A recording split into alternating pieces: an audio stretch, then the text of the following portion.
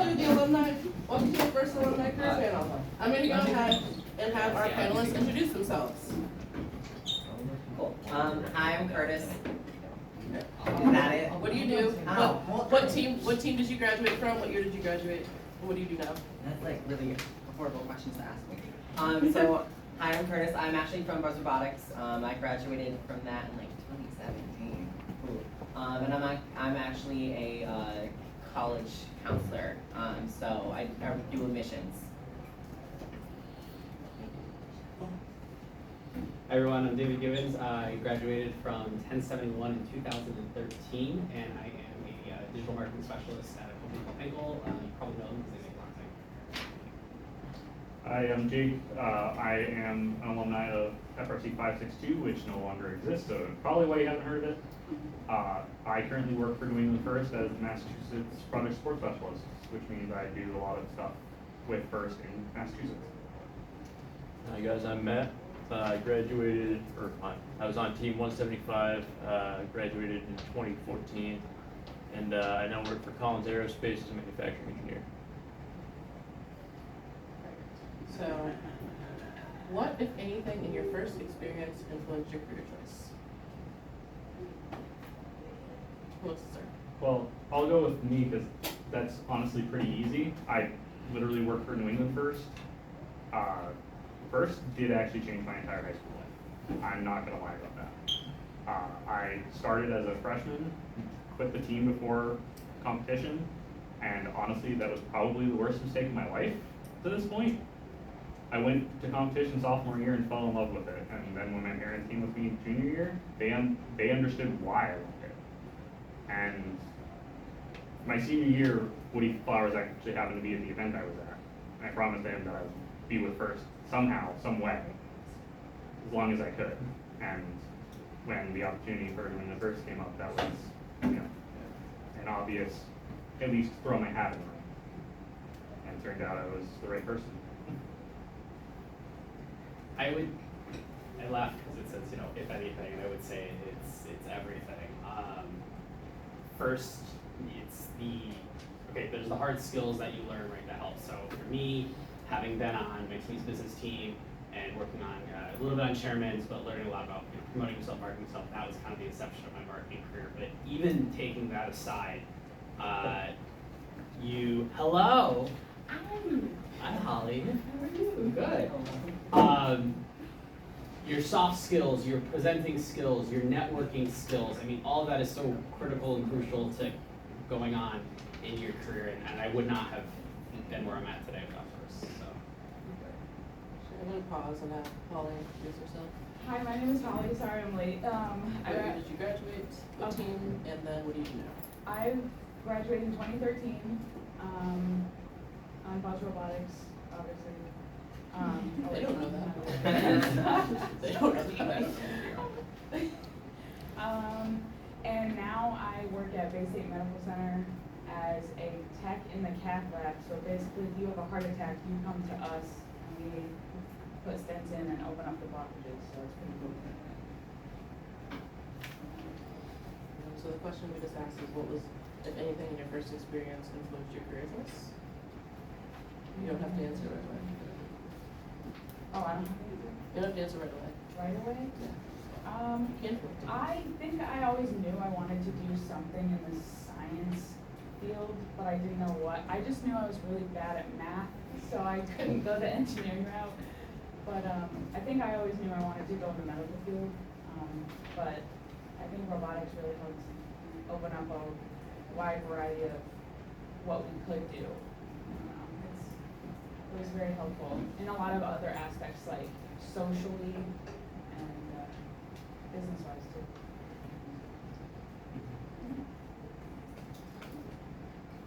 I would say for my route, it's definitely like socially based. I am mathematically and scientifically inclined. That is not my strong suit. So I actually ran the newsletter for a while when I was on the robotics team, and there's a lot of avenues like talking to like coaches and like referees when I was in like the pit, and like trying to like pitch something specific about a robot or like something that we've been doing. So because of that, I had like a lot of like personal experiences and like a lot of like one-on-one and like a lot of groups and everything. So that's kind of led me to like where I'm like an admissions counselor now at Springfield College. Two of the mentors that were on the team back when I was there, they were actually alumni from the college I went to, and like they were the big reason of why I went. And after that push, I like fell in love with the school because it fell in line with like a lot of like the values the team held, and a lot of like first values. It was like very homey, very nice. So they kind of like gave me that push to like continue doing what I was gonna do. I didn't graduate from Springfield College with what I intended on going there for, but that doesn't matter because I still work there now, and like I really enjoy what I'm doing. I guess for me, so I always kind of knew I wanted to be an engineer. So that in that sense, didn't push me in a STEM direction per se. I was already looking in that direction. But at the championships, there's a big area, obviously, where a lot of sponsors set up, and you can take a look at what they're doing and what they have to say. And that was a huge reason why I wanted to get into the aerospace field in particular.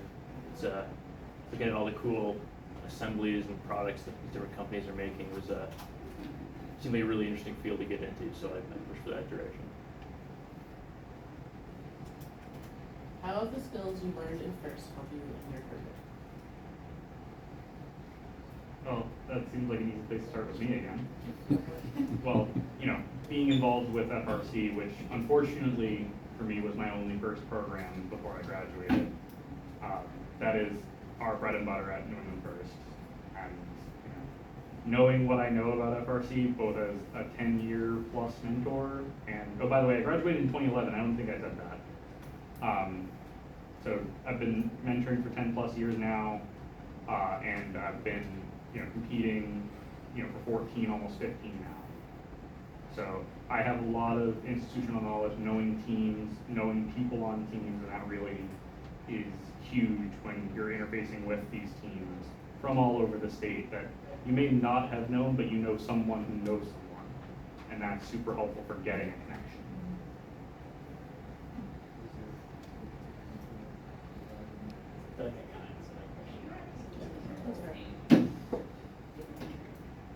Yes, I think it really helps with interpersonal skills and teamwork, for sure. I think a lot of the real world has to do with like communication and teamwork and getting to know different types of people, and I think that helps everybody in any type of career, whether it's engineering, business, medical field, what have you, because you have to interact with people on a day-to-day basis, no matter what you do. It's your To jump onto that also, in my particular field, a huge part of it is communicating technical information to people who both are very intimate and familiar with the product, as well as people who really have no idea what they're looking at. So first, in particular, you have to explain concepts either to judges or to fellow team members or anybody really at varying levels of complexity. It's an important skill to be good at.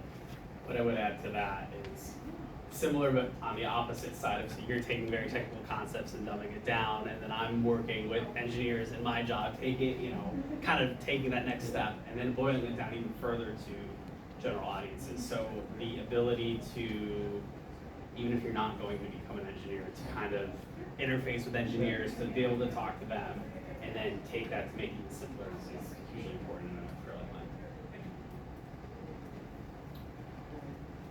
What path did you take to end up in your career?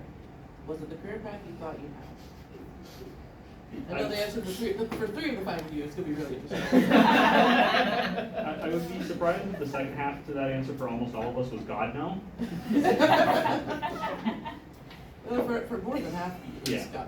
Go for it. So for me, I went through a lot of, just jobs. I worked at a hotel doing function room setup and AV. I worked at, a local game store and, comic shop. Then I got a job with Boys and Girls Club in Leominster, which is where the team I was mentoring was, and I became the team's lead mentor. And now I'm working for after that, I had a job at a steel fabrication shop as their shipping and receiving person. Weird. And now I'm working for New England FIRST. To tie on to a little further question down the line, in case you couldn't guess, my degree is in computer science, which, as you can see, applies to precisely one of those jobs, and it's the one that I currently have, and even then, not that much. Yeah, let's see, well, when I was a senior in high school, I applied, like, my top schools were WPI, RPI, RIT, in UConn, and I applied for aerospace engineering for most of those, and I graduated with a degree in marketing from Western Connecticut. I worked at Disney in college, and I work at an engineering adhesives company, so needless to say, your path doesn't always go in a straight linear form or what you expect. And that's okay. I think, you've got time to figure it out. Even now, I still question, do I want to do something different with my life? So I think that's all part of the journey, and that's okay. For me, in high school, I had no idea what I wanted to do. I was like, oh, psychology, nursing, I don't know. I just knew, like I said, I couldn't do engineering. I just can't do the math. So I ended up going to community college, then I transferred to UConn, where I got a degree in biological sciences. And I'm like, okay, this is so broad, what do I do with it? Do I go the medical field route, or do I go the ecology route? Because I did a lot of environmental courses. So I ended up moving to North Carolina. I volunteered for this raptor center. I was taking care of red-tailed hawks, eagles. I volunteered for a turtle rehab place. Like, I was all over the place. I was like, I'm going environmental route. And I realized it wasn't stable, and I didn't have a lot of connections. So I literally Googled what to do with a biology degree. And I found the program of the career that I'm doing now. And it was a program through St. Francis Hospital in Hartford. And I ended up falling in love with cardiology, and here I am now. So that's what I'm doing now. My route's a little sporadic. Obviously, I did not go the engineering track either. I actually went to my school to be a biology teacher, and then while doing that, I realized I hate science. I cannot do that. So I switched over from like secondary education to like elementary school and everything, and I was working with kids and like doing a lot with that. And it was actually really like intense and like in depth, and it was really enjoyable. And then after trying to get like a third grader to read out the word "the," that was kind of the moment of like, I don't want to do this either.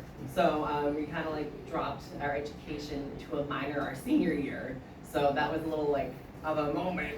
And then I graduated with a Bachelor of Sciences. And then I just like took a year off and just continued working at Six Flags where I was a supervisor and just like going through the motions. And then I was actually looking for I was constantly looking for a job. And then I was using like the skills I have, like personal skills, like I'm doing with people all the time, like I'm always talking to them, like doing something, like a lot of like cut and run. So I found like admissions work and everything, and I was like going through that, and then I used like networking, which is important in life. And I looked at like the school I was at and how like I know a bunch of people who are in admissions now. And like I applied there and everything, and I actually got the job, and now I'm just like going around constantly like doing travel, doing what I love, talking to people. So it's a lot of like hopping around until you kind of find like your niche and like what works for you. Definitely gonna be the odd man out of this. The one engineer. The linear track. So, I was gonna say, I want to preface, this is not usually how things go, but in my case it was. I went to school obviously for mechanical engineering. I was an intern and did co-ops in my time at school at aerospace engineering companies, and I graduated and became an aerospace engineer, and that was it. There's really nothing. Got the award. That being said, like what you said, the path is usually not straightforward and plans change all the time. And it's really important to be able to adapt to that and kind of, as best you can, think one step ahead and try and stay ahead of the curve. And the other things, networking is huge too, and we'll probably get to that later, but just keep that in mind. But I think the one thing is, that's the beauty of this is, right, we all have ended up in very different things and had different paths, but first still, I think, gave us the skills, right, that we need to be successful in whatever we ended up doing, so that's pretty cool. So it may not go the way that you planned, but also it could, It may. and then you could, and then either way you'll be fine. All right. Describe your career. What do you do from day to day? So for me, my job is quite a lot of changing gears from day to day, even hour to hour.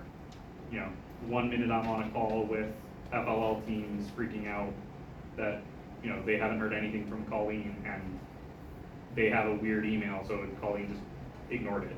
Or sent no subject to Colleen and she just ignored it. Oh, so Colleen is the mass FLL person. And then the next minute I'm talking to an FTC group and they're planning a scrimmage and wanting the first help. And then the next minute, we're talking FRC events. It's all over the place. It's a lot of fun, but it's also, you know, the bureaucracy side of FIRST, which is both, you know, fun and sometimes mind-numbing, but that's, you know, part of the game. Someone's gotta do it. Someone's got to do the bureaucracy to get the events you go to happen.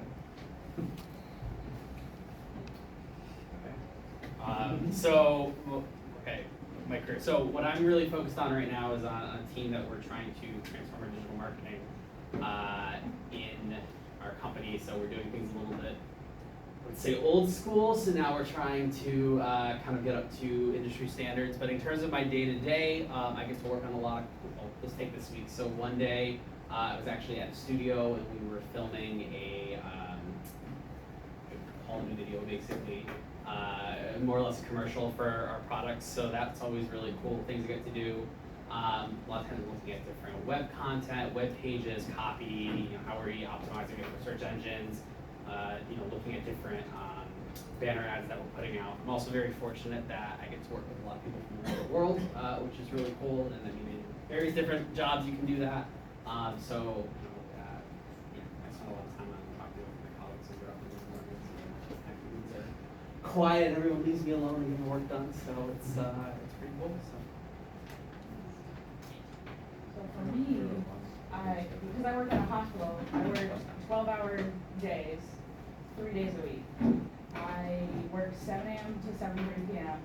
and we go in our department. We have 4 cath labs, so we are running nonstop all day. I think we average about 15 to 30 patients, whether they're coming from home that day, whether they're inpatients, or if they're coming from the emergency room with chest pain. We'll have heart attack patients coming in and emergencies that we deal with, and basically we have about 10 doctors that we deal with and a lot of different personalities. We have like 40 different coworkers that I have, and so a lot of personalities that you have to work with, but basically there's 3 or 4 people per room, and we just keep rotating patients in and out of the rooms. We don't know what we're getting into basically until we get there and look up the patient's information. So they could have shortness of breath or chest pain. We bring them in. We usually get access through the radial artery, which is crazy because you're putting tubes all the way up to the heart and you're injecting contrast dye to look at their arteries. And if we find something, then we fix it. And if not, then we send them back home. So it's kind of cool that I get to do something that I love every day. For me, my work, it kind of like changes within the seasons.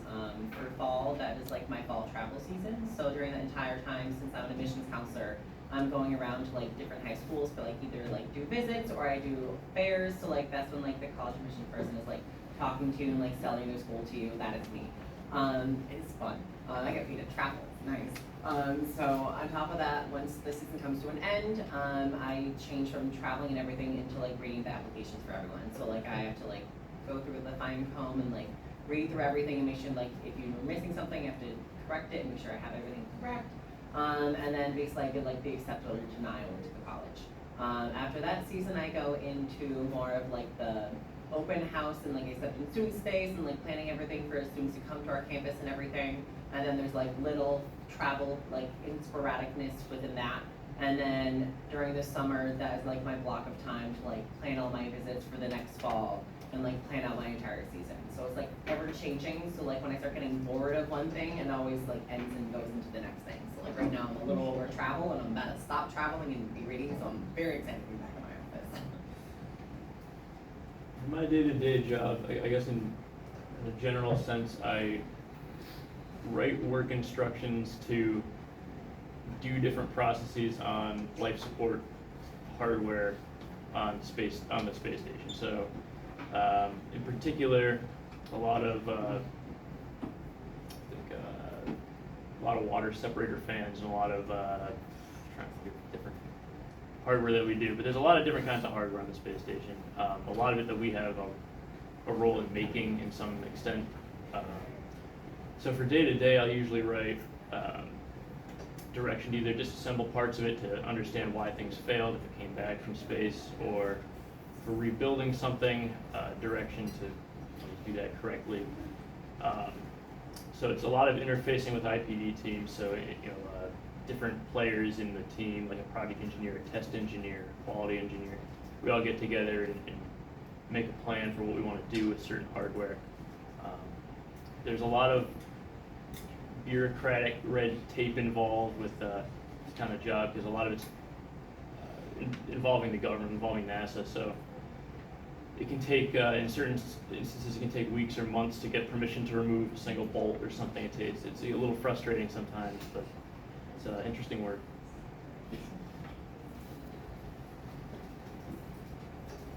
I'm gonna skip around a little bit. What is your favorite thing about your job, and also what is your least favorite thing about your job? So for me, definitely being in first 24/7 again. When I was working at the Boys and Girls Club, it was literally my job to do first, and now it's literally my job to do first again, which feels nice. The least favorite thing about my job is, on some level, the amount of juggling I do have to do, which, is the nature of the beast, but is definitely, I would argue, the feature of the job that annoys me the most. I think for me, the best and worst part is getting to work on a global team right now. I think we'll start with the negatives, we'll say the positives. So I think the downside is when you're working with people in other time zones, sometimes my days start very early. Once a month I have a 6 a.m. conference call because we have to have the US, India, and Europe all in the same call.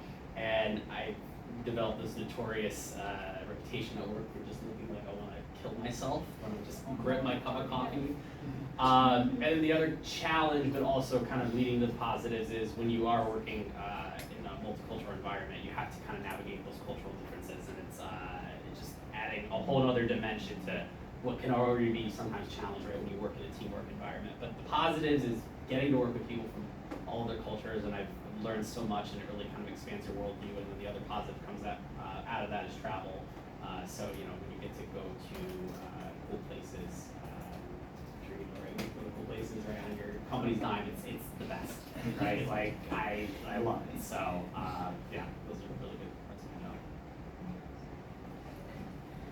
I think the favorite thing, it's so cliche, but I get to make a direct impact on people's lives. Going from they have chest pain, they're sweating, they look like crap, to we put a stent in them, we open up the blockage, and they are a completely new person. It's just incredible to see that hands-on. And it's sad, but the least favorite thing is dealing with people passing away and death. Because I am new to the medical field as of a few years ago, and I never experienced death before, even with family. So I think that's the hardest thing for anybody's watching that, knowing that they had a life, a family, and a story, and I wasn't a part of that. So just to deal with people that I don't even know passing away, so it's sad. I'm sorry. That's what I put you in the middle. I love my job, so I have nothing bad to say.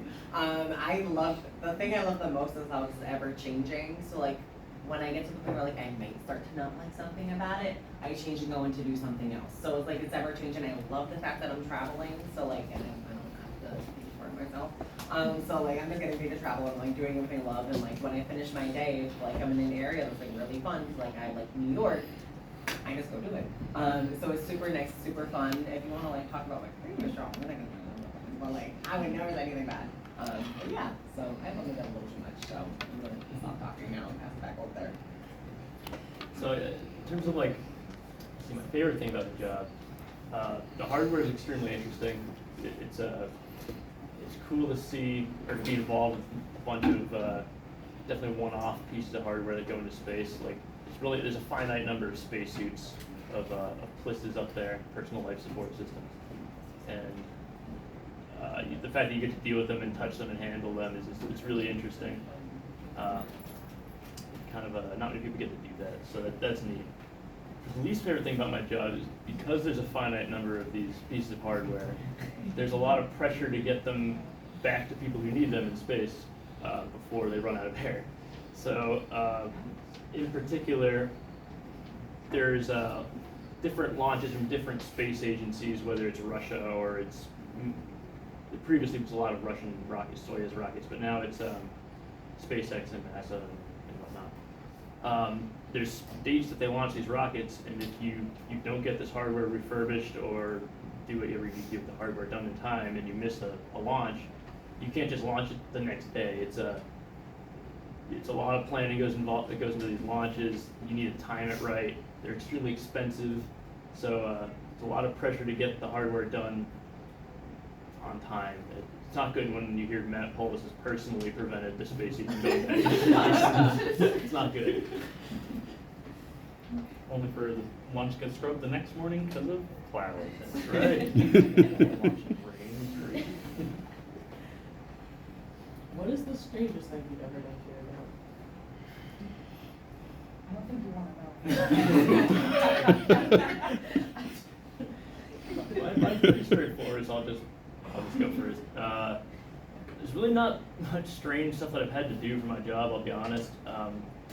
So it's gonna be the least interesting answer here, but you have to go to suppliers sometimes on a whim, which is annoying. But so I'll get into work at 6:37 and say, hey Matt, go across the street, get a rental car, drive to Boston, and talk to these people. I don't know who they are or what hardware we're talking about or anything. So I get there and we. Strange. That's exceedingly strange. Well. So I kind of have to figure out what I'm doing as I'm there. It's pretty weird, but it's a challenge. It's pretty fun. I would say mine's not necessarily the strangest thing I've done, it's the strangest thing that happened. We had an event at the Boston Children's Museum, and I was bringing all of our setup, and I was walking down the street in Boston looking like a one-man band, with a banner over one shoulder, another banner over the other shoulder, and a box in my hand, and a box on top of that box, carrying everything I needed for the event, and I only needed half of it. Yeah, I don't know if I've had to do weird things for my job, but my job has put me in weird situations. So I think getting back to the travel thing, when you find yourself just in Fremont Street in Vegas on Halloween or in a random, just a restaurant in Germany that you never go to on your own, because your local friend that you work with brought you there, and that to me is weird stuff. But otherwise, I guess what you would envision a corporate office job to look like is more or less what it is in terms of the actual work. Yeah, I don't think I have strange things. I just have crazy stories. Like we also do valve replacements, and when we were putting the valve in, something went wrong where we had to bring in the OR team into the cath lab, which the cath lab is kind of like an OR, but it's a little less sterile. It's hard to explain, but basically we had to call in the OR surgical team, and they had to crack open the patient's chest in our room, and it was just the craziest thing I ever saw because the heart was just open right then and there. It was cool. I feel like my job's just strange altogether. I'm not gonna lie, because the travel season portion of my job is very interesting. A lot of the time I'll go to a school, and then when I'm there, I get mistaken for a student a lot lately. So I've been in the hallway and get yelled at and asked for my hall pass, and I'm like, no, I'm here, I have my little I'm an badge. adult. Yeah, literally. I'm 24, I'm not anything under 18, please see me as an equal. There's a lot of interesting schools, because then you go there and then they're not expecting you, or they're overly prepared for you. You have to talk to I'm not joking, an entire senior class. And I've had a time where I talked to a senior class consisting of 3 people. So it kind of varies with what I'm doing day to day. I'm not gonna share some stories though, so we're gonna leave it at that. Yeah. What would you say is the biggest myth about your job? Can you repeat the question, please? What is the biggest myth about your job? I mean, I can argue that the biggest myth about my job is that I have work for First. I do not work for First, I work for New England First. There is a difference between the two organizations. One has a lot more money. Yes. First. By far. Yes. I gotta admit. Yeah. And now, like, so like everyone thinks that like all the reps that represent a college, like when we're all like at a fair, they think like we hate each other. Just because like we're trying to like attack you and get you to come to my school. That's like not the case at all. Like everyone's actually like really nice. Like I have like a giant friend group of like all the people I met down on Long Island, and like we actually like sometimes when it's like a low fare and like you're not talking to anyone, you just kind of like grab a student who's like, oh, do you have like engineering? Like, no, but I know who does, and you just like bring them over to where like everyone's like very like communicative and like is really actually nice to each other, and like we go to like dinners and everything. So like that's like a myth, I guess. It's actually very interesting, but everyone's very nice and very cordial. Yes, if I had to pick a myth, so I think everybody could probably say this for their jobs to an extent. I think there's the highlight reel, what you do, and then there's what your day-to-day looks like, and they're not actually the same. So as much as I like to think I'm always working on like cool marketing content, or I'm traveling to cool places, sometimes you're just having to like manage budget, and it's just Excel hell, and or you're doing the third PowerPoint deck explaining the same thing to this other manager because we have to get their buy-in. So there's a lot of that kind of just nitty-gritty. I mean, it's not fun, you know what I mean? I think every job has a work piece that is not the highlight reel, but I think the fun stuff always makes up for it, for sure. I think to piggyback on that, a myth for me would definitely be like, people think that my job is all Grey's Anatomy where stuff just goes wrong all the time and people are dying. But that's not the case. It's very rare that something actually does go wrong. Things actually run smoothly. So I think that's a huge thing. Is TV shows are not what they turn out to be in real life. They're called the drama for a reason. I mean, there's stuff that goes wrong and like there's stuff flying everywhere, but it's very rare. We're good at what we do. It's not every day like, you know, Grey's Anatomy or even General Hospital would have you sing. Or they're like, what would that be? Ah, yeah, it's very rare that something goes wrong. It's engineering. Yeah, let's hear it. Yeah, I'm very curious about this actually. No, I'm trying to think like what are myths for manufacturing here? I What guess did you think you were gonna be doing? well that's when what you I'm about first- to when you say. first Yeah, started? so in high school and early into college, my perception of what a mechanical manufacturing engineer would do is they roll up their sleeves and walk down to the shop and just make stuff and like put it together and that's it. And that's really not at all what you do. In some career or some industries that you might actually get your hands dirty, but in our particular business, we have a union shop, so that's a different story. A lot of it is answering emails, very not glamorous. I'd say like 25% answering emails, 25% Microsoft Word. It's not, yeah, it's not quite as hardware heavy as you might expect. You need to understand the hardware very well, but you hardly touch it. You can't, I guess you can go down and touch it, but so it was eye-opening when I started doing co-ops and internships and realized the engineers kind of stay up in their own little corner for the most part, and then the folks on the floor do their thing, and there's communication, but not direct communication all the time. So, Email will run your life. yes, it will. I'm gonna go off. Do you have a question, Kathy? What? I'm going into engineering. Yeah. Well, and this is why we do Yeah. career panels. This This is why we do career panels. So you That's an important thing to highlight is like the engineering process in First is a condensed version where you're doing everything in the process. A lot of companies have definitely cut it down so the engineers aren't the ones assembling everything. Oh. If you want to be the person assembling stuff, that is a career path, Yeah. but it might not be a mechanical engineer. So I'm gonna go off script a little bit. What is one thing that you wish that you either knew in high school or did in high school? Prior to, Do we have all day? we have 10 minutes.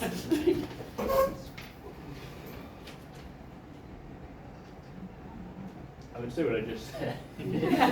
But, no, I have more about I mean, honestly, everything happens for a reason, so I don't know if I would change it because what if something did change? I don't know if I would have been where I'm at today and I actually do enjoy what I do, so it just took a little longer than other people, so, I don't know.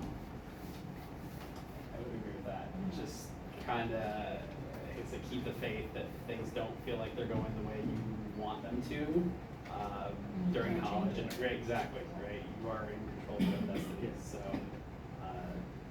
things will play out the way that they're meant to. You know, I have like 2 quotes that I keep coming back to, and I'm like, man, I wish I knew this.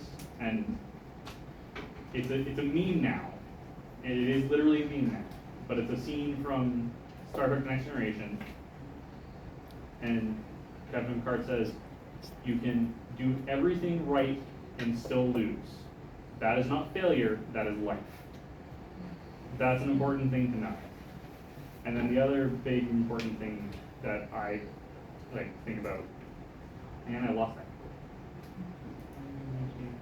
Oh, for me, my college path, I took a year off, went to community college for 3 years, because apparently I can't do things right, and then took 4 years to finish, or 3 more years to finish up my bachelor's. So in total, I was in college for 6 years, and it took 7 after I graduated to get to high school to get there. It can take some time, but you will get there. And I will also, piggyback off what David said. That's where the goal was. You've got to know when. A victor knows when to quit. And it sounds weird, but it's true. Know when you're putting too much effort into something that's not going to succeed. And that's important for college too, because if you're, say, 3/4 of the way through an engineering degree and you're like, man, I don't like this. Well, congratulations, you have a bunch of classes on your transcript that do nothing for most of the other options in your college. I guess one of them would be, just had it in my head, I forget about it.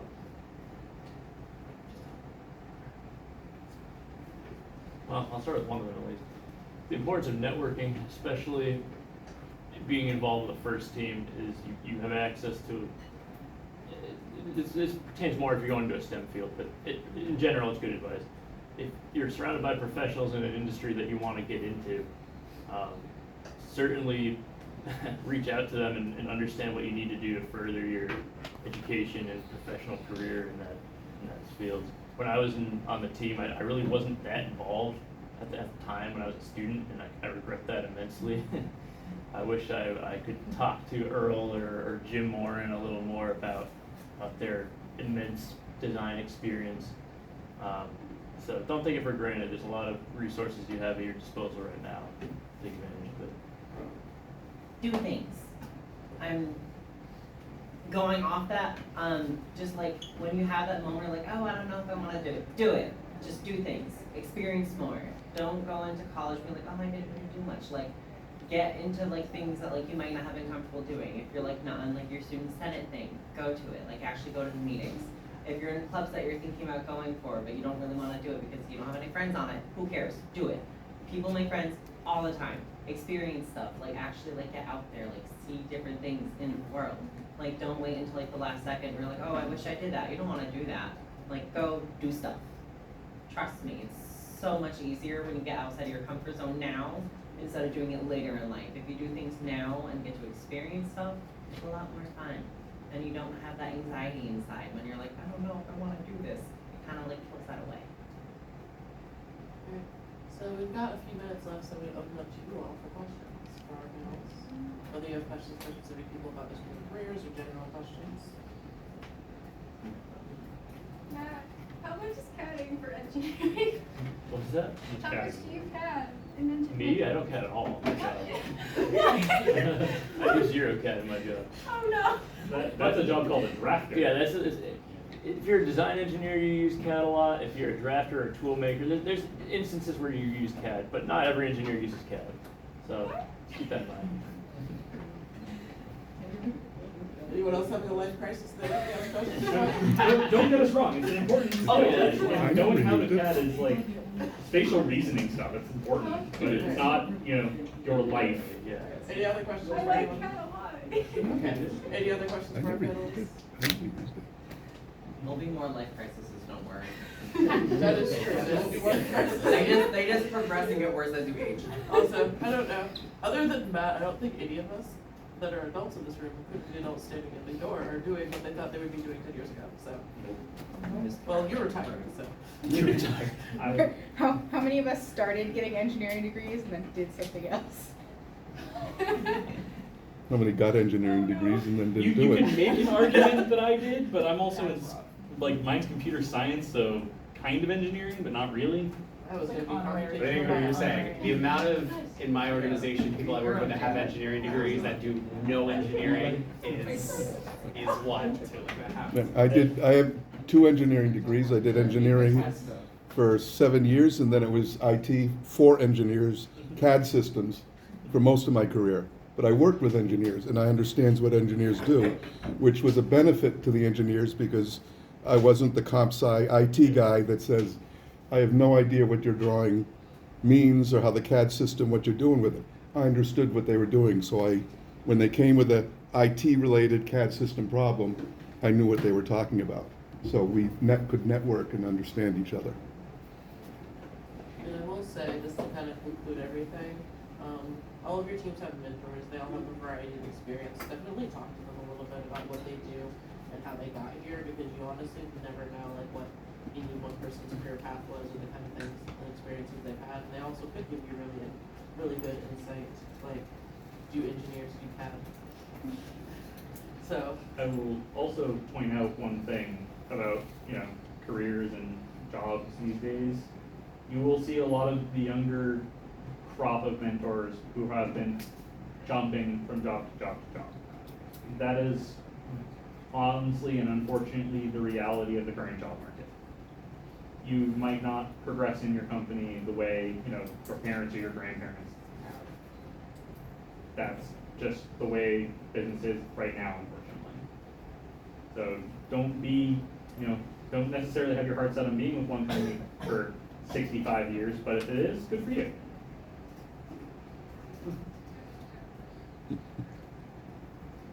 So thank you to our panelists. Do you have any questions?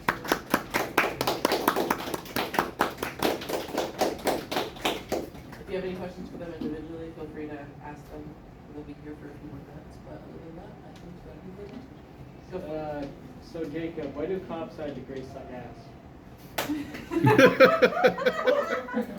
Repeat the question again? This is being recorded, right? Yes. I just wanted to make sure there's a lot of swearing going on. I'm like, woo, So, okay. computer Spicy. science degrees can be frustrating. I will admit that.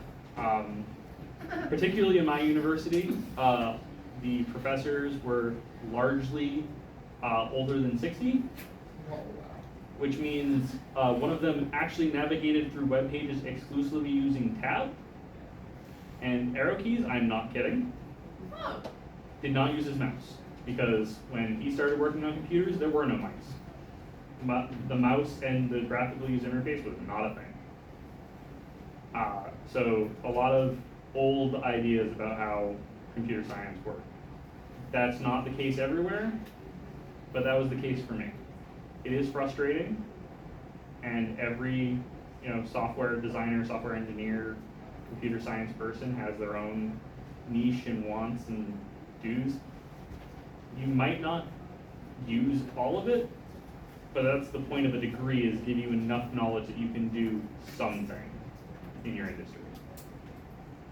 I will say, having been a computer science major for at least some amount of time, you're going to be spending a lot of time trying to solve the exact same problem or trying to figure out why your code doesn't work, and it turns out that in your 50 pages of code you spelled one word wrong, and you have been trying to fix that for 3 weeks.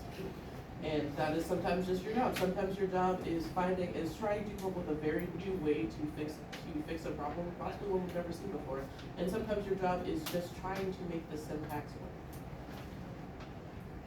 It is a joke in the computer industry, but it's true. That single misplaced character, not even like a random extra character, can just destroy multi-million-dollar software. Also, everyone has that one person on their team who doesn't put comments in the code. Yep. Okay, imagine Don't be that person.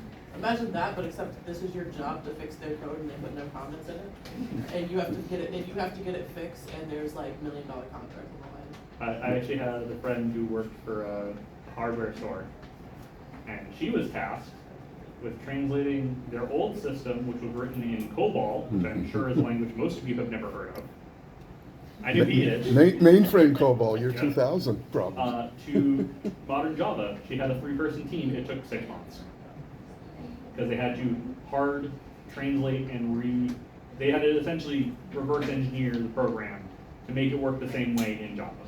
If you like problem solving, it's a good field to get into. Mhm. Yeah. If you don't want to stare at a computer and problem solve, that is most of the Any other questions? So why exactly is it a bad thing for like young people to switch jobs every weekend? It's not a bad thing, but it's an old perspective.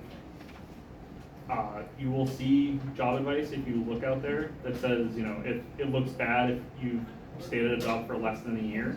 Yeah. That's such antiquated thinking about how the current job market works.